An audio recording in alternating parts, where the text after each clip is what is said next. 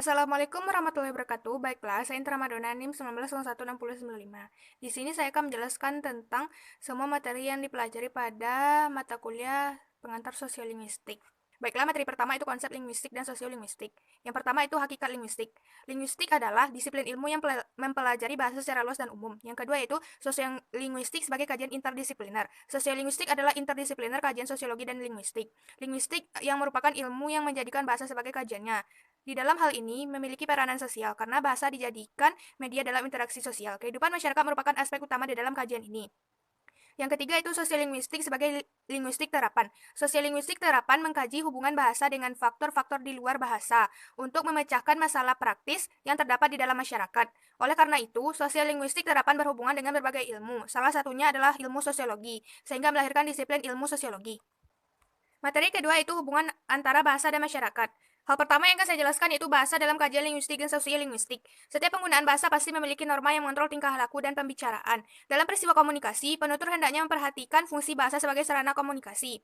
Yang kedua itu pengertian masyarakat dalam kajian sosiolinguistik. Masyarakat bahasa terjadi dalam sekelompok orang yang menggunakan bahasa yang sama dan sekelompok orang yang menggunakan bahasa yang berbeda dengan syarat di antara mereka saling pengertian.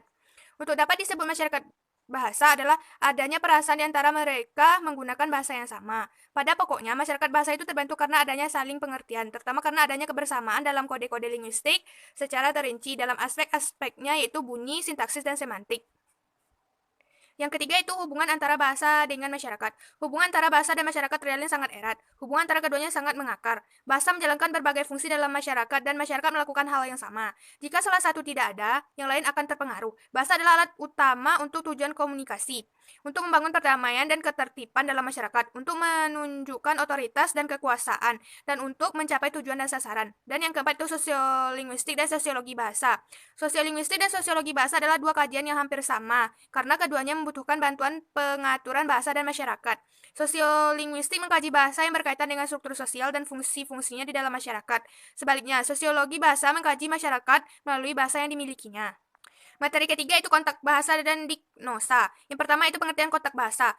Kontak bahasa adalah suatu keadaan di mana adanya interaksi antara dua atau banyak bahasa yang berbeda latar belakang digunakan dalam satu situasi yang mengakibatkan suatu bahasa berpengaruh pada bahasa lainnya dan memungkinkan terjadinya pergantian pemakaian bahasa oleh penutur sesuai konteks sosialnya.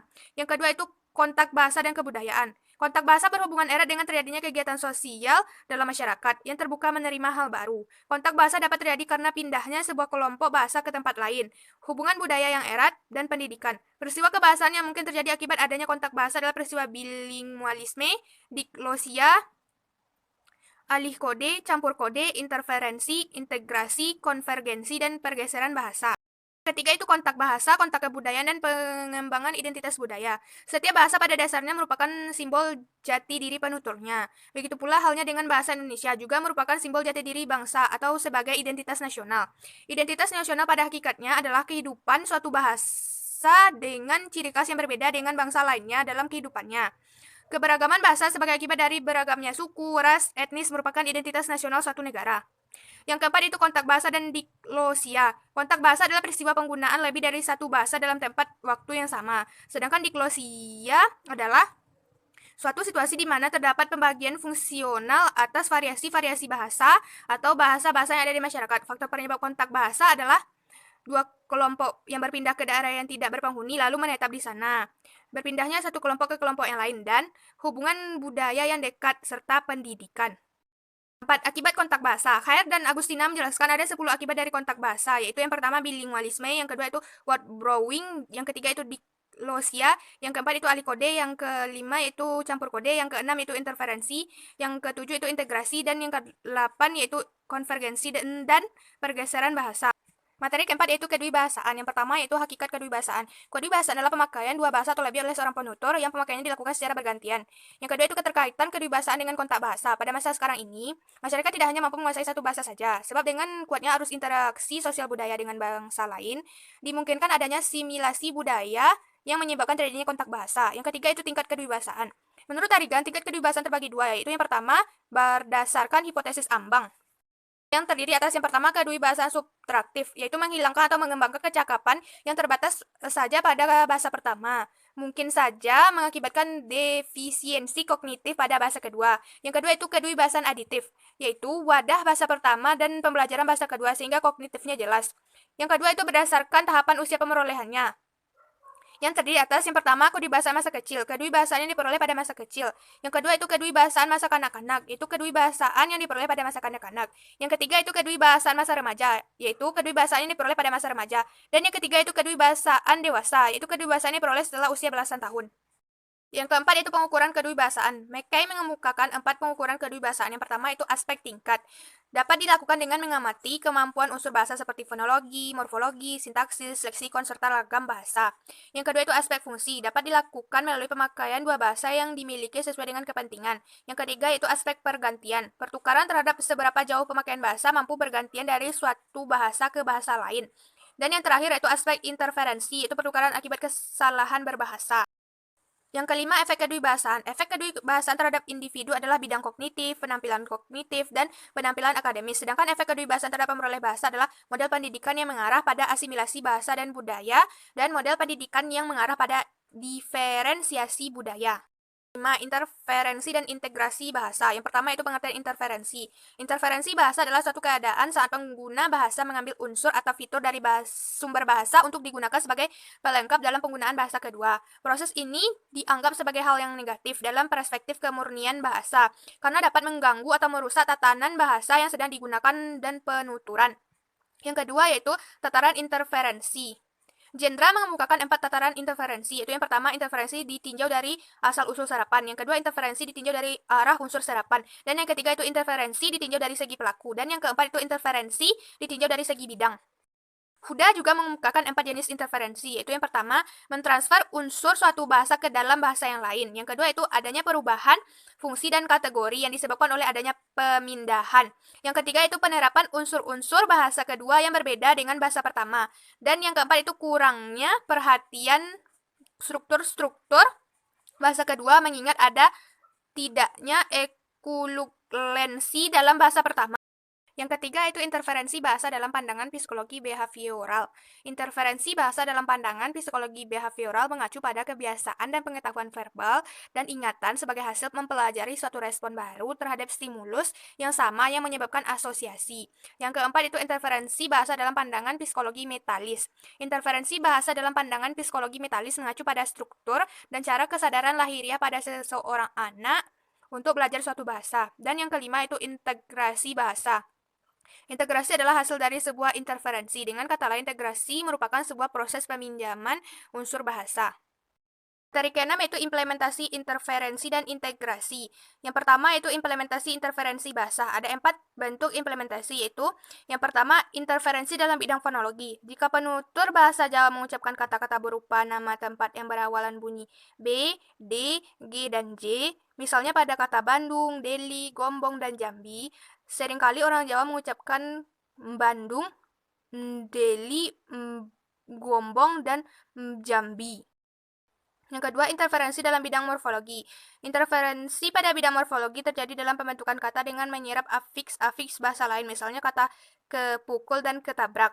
Yang kedua itu implementasi integrasi dalam bahasa. Implementasi integrasi dalam bahasa terbagi 4. Yang pertama itu integrasi audial.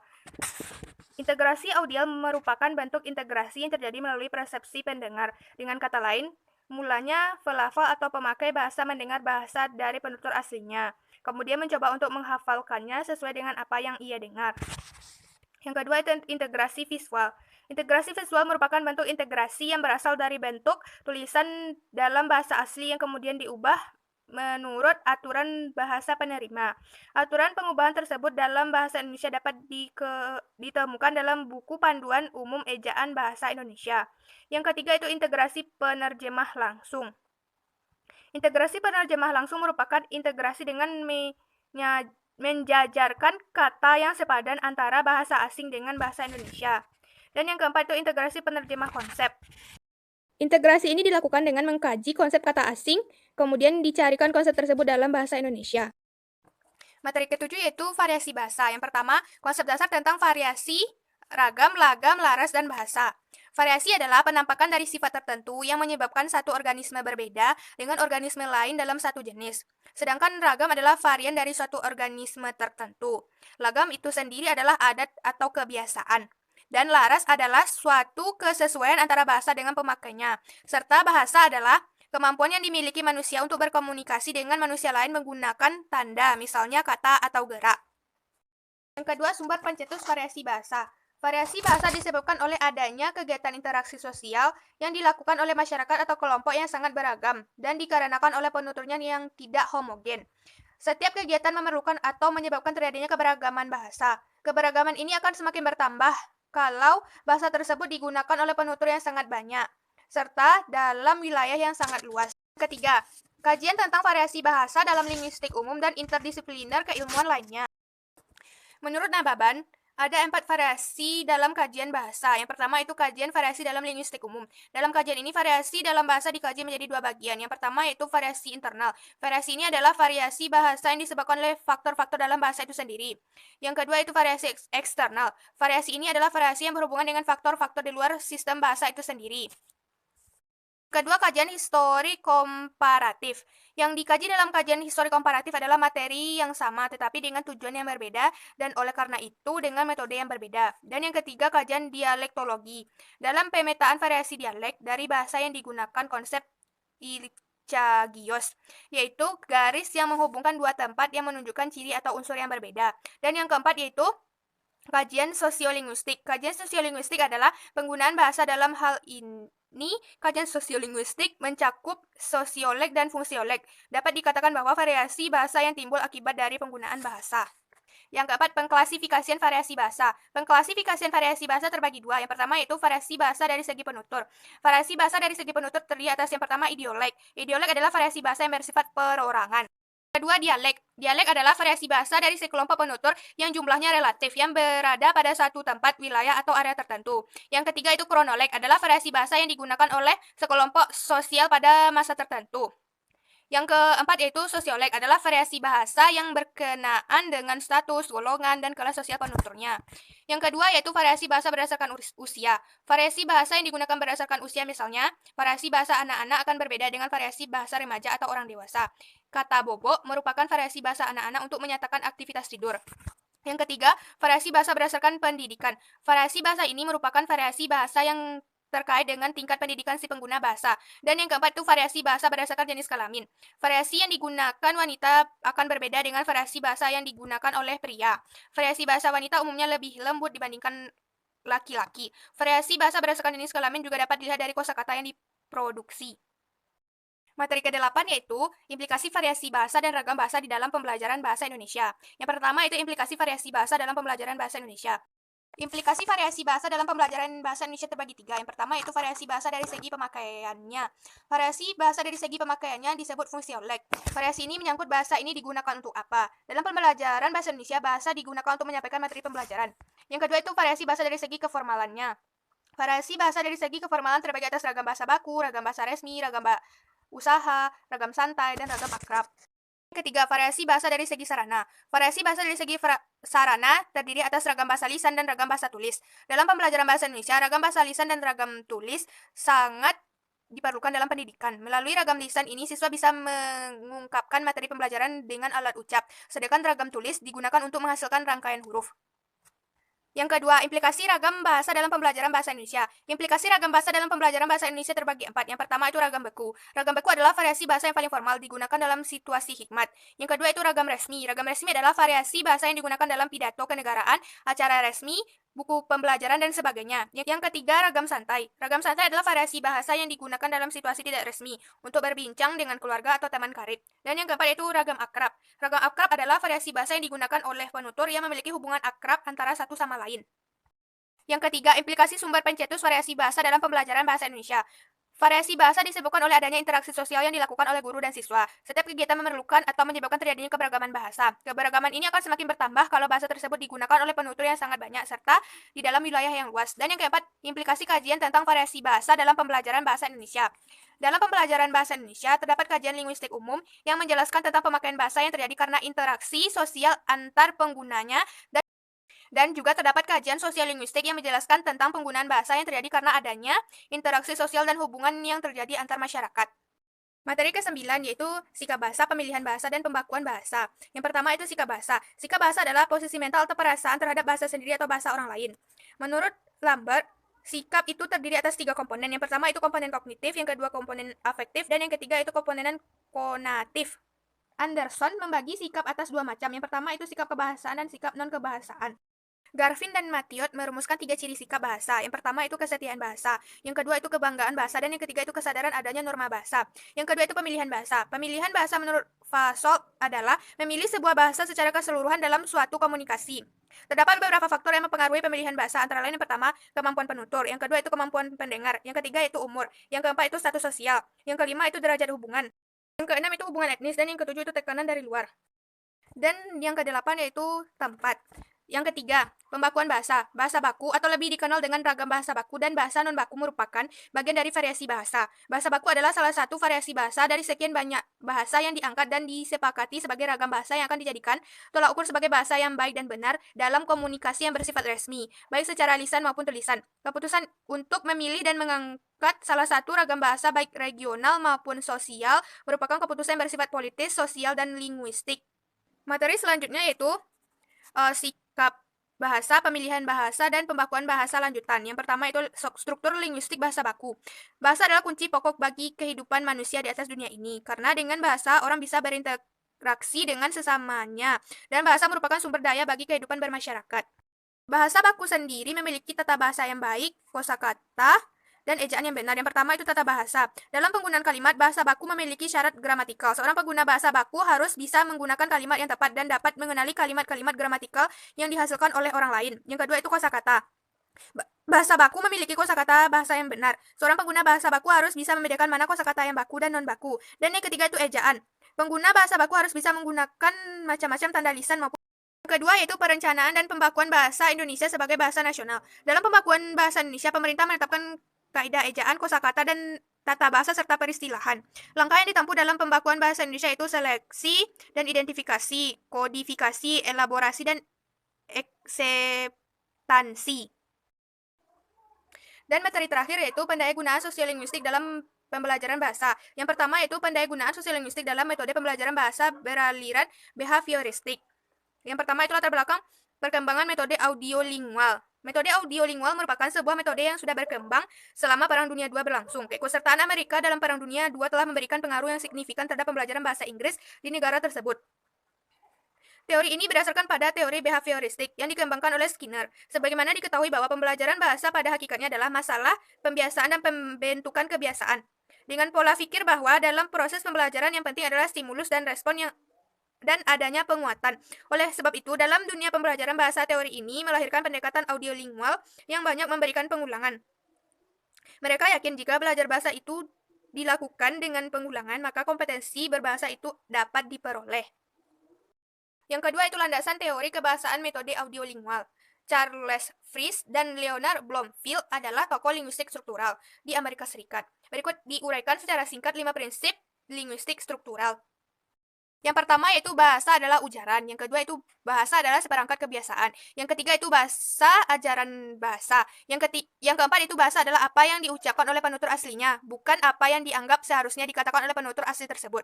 Yang kelima, struktur suatu bahasa berbeda dengan struktur bahasa yang lain. Yang ketiga, nuansa sosiolinguistis dalam penerapan metode audiolingual. Pengajaran metode audiolingual memanfaatkan butir-butir sosiolinguistis untuk membersihkan dan mengobati bahasa siswa dari pengaruh bahasa pertama atau bahasa ibu. Dua, pendayagunaan sosiolinguistik dalam metode pengajaran bahasa yang beraliran metalistik. Yang pertama yaitu prosedur penggunaan pendekatan komunikatif dalam pembelajaran bahasa. Tujuan utama pembelajaran bahasa berdasarkan pendekatan komunikatif adalah untuk mempersiapkan pembelajaran untuk melakukan interaksi yang bermakna dengan cara mengikhtiarkan pembelajaran untuk mampu memahami dan menggunakan bahasa secara alamiah. Pembelajaran yang berdasarkan pendekatan komunikatif bersifat evolusioner daripada revolusioner. Garis besar kegiatan pembelajaran yang ditawarkan adalah yang pertama, penyajian dialog singkat. Yang kedua, pelatihan lisan dialog yang disajikan. Yang ketiga itu penyajian tanya jawab. Yang keempat itu penelaahan dan pengkajian. Yang kelima itu penarikan kesimpulan. Yang keenam itu aktivitas interpretatif. Yang ketujuh itu aktivitas produksi lisan. Yang kedelapan itu pemberian tugas. Dan yang kesembilan itu pelaksanaan evaluasi. Yang kedua, nuansa sosiolinguistik dalam penerapan pendekatan komunikatif. Dalam pendekatan komunikatif, yang menjadi acuan adalah kebutuhan si terdidik dan fungsi bahasa. Pendekatan komunikatif berusaha membuat si terdidik memiliki kecakapan berbahasa. Dengan sendirinya, acuan pokok setiap unit pembelajaran ialah fungsi bahasa dan bukan tata bahasa. Dengan kata lain, tata bahasa disajikan bukan sebagai tujuan akhir. Sekianlah materi yang dapat saya sampaikan. Kalau ada salah kata dan pengucapan, saya mohon maaf. Assalamualaikum warahmatullahi wabarakatuh.